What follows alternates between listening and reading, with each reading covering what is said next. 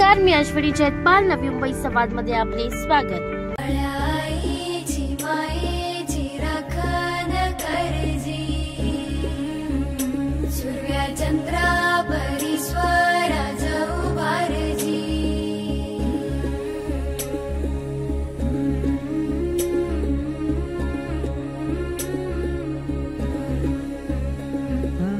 सोडून तुला आज मातीला तू जाग उधाणू दे आज उरी,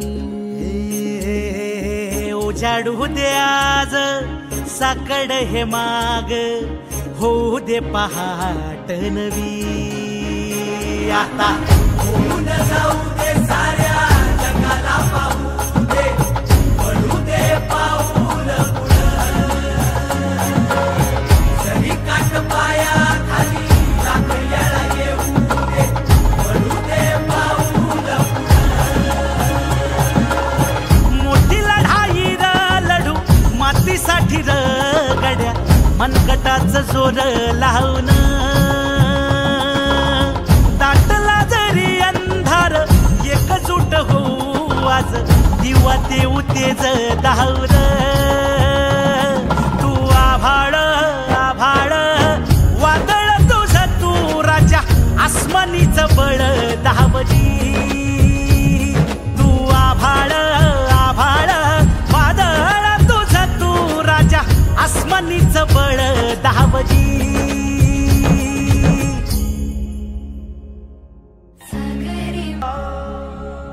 मनाशी ध्यास घेऊन आज तुडवा वाट, तू झोकून देर तुझ तू सार तुडवा वाट. तू धगधगता श्वास आता बेभान पेटू दे, पडू दे पाऊल पुढं, सधी काट पाया खाली लाख येळा येऊ दे, पडू दे पाऊल पुढं. मोठी लढाई र लढू मातीसाठी र गड्या, मनगटाच जोर लावून, दाटला जरी अंधार एकजूट होऊ आज, दिवा देऊ तेज दावर. तू आभाळ आभाळ वादळ तुझ तू राजा, आसमानीच बळ दावली.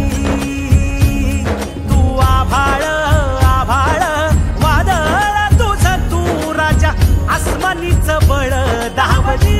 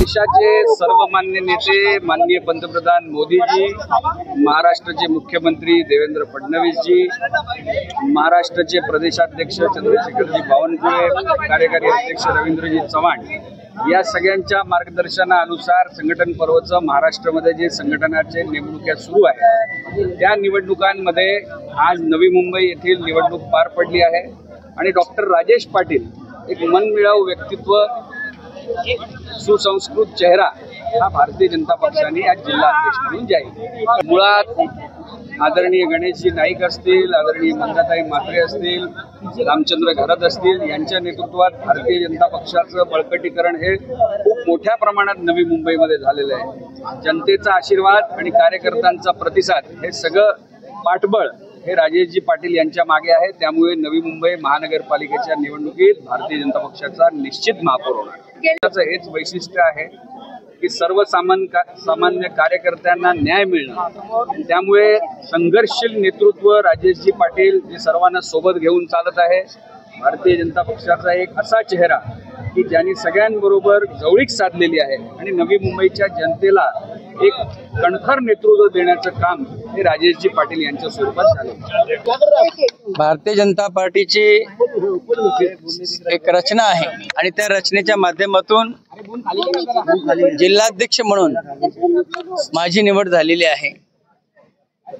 ही निवड त्या ठिकाणी झाल्यानंतर मला आता या ठिकाणी संघटनात्मक रचना ही पहिल्यांदा त्या ठिकाणी करणं आमचे गरजेचे आहे आणि ती ह्या 15 ते 20 दिवसामध्ये करण्याचा माझा प्रयत्न असेल. मग ज्याच्यामध्ये जिल्ह्याची कमिटी असेल, तालुका मंडळ स्तरावरची कमिटी असेल, बूथ स्तरावरची कमिटी असेल, ह्या गोष्टी आम्हाला करणं अपेक्षित आहे. कारण ह्या गोष्टींचा आधार घेऊनच आम्हाला त्या ठिकाणी महापालिकेच्या निवडणुकांना सामोरं जायचं आहे. निवडणुकांना सामोरे जाताना त्या ठिकाणी आपल्याला मतदारांचा अभ्यास लागतो. इथल्या समस्या त्या ठिकाणी आहेत, गावगावठाणांच्या समस्या आहेत, या ठिकाणी झोपडपट्टीवासियांच्या समस्या आहेत, या ठिकाणी शहरवासियांच्या अल्पोत्पन्न गट आणि इतर घटकांच्या देखील समस्या आहेत.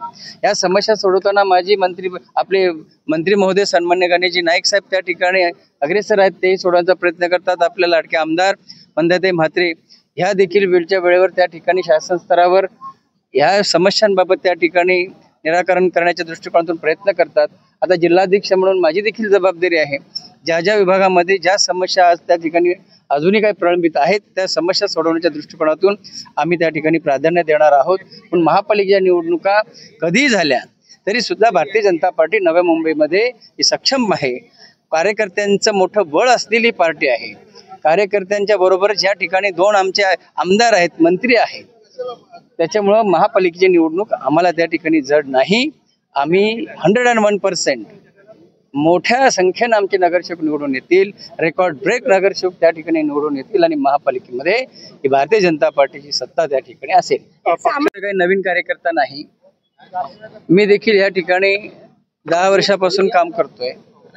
माझ्याकडं सुरुवातीपासून महामंत्री पद हे भारतीय जनता पार्टी मधलं मोठं पद आहे. अध्यक्षपदानंतर त्यातल्या त्यात महामंत्री संघटन जो असतो तो त्या ठिकाणी महत्वाचा असतो आणि ती जबाबदारी मी त्या ठिकाणी पार पाडलेली असल्यामुळं, उपाध्यक्ष म्हणून जबाबदारी पार पाडलेली असल्यामुळं मला या ठिकाणी जी काही महापालिके आपल्या पक्षीय लेवलवर जी रचना आहे ती रचना करण्यासाठी आम्हाला काही अवघड नाही आहे.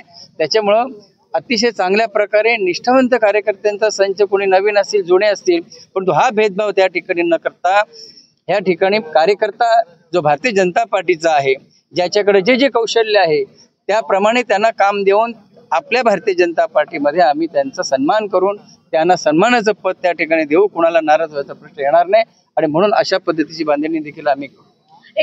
पहा, भारतीय जनता पार्टी ही जगातली सर्वात मोठी सदस्य संख्या असलेली पार्टी आहे. लक्षात ठेवा, भारतीय जनता पार्टी आपल्या महाराष्ट्रात देखील त्या ठिकाणी 1.5 कोटी सदस्य संख्या असलेली पार्टी आहे.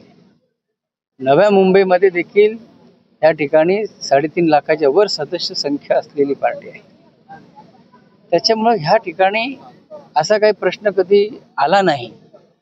परंतु आम्ही निष्ठेने या ठिकाणी काम करत राहू, मिळून काम करत राहू, सगळ्यांना घेऊन त्या ठिकाणी काम करू. कुठेही आम्हाला त्या ठिकाणी तशी काही अडचण निर्माण होईल असं मला वाटत नाही.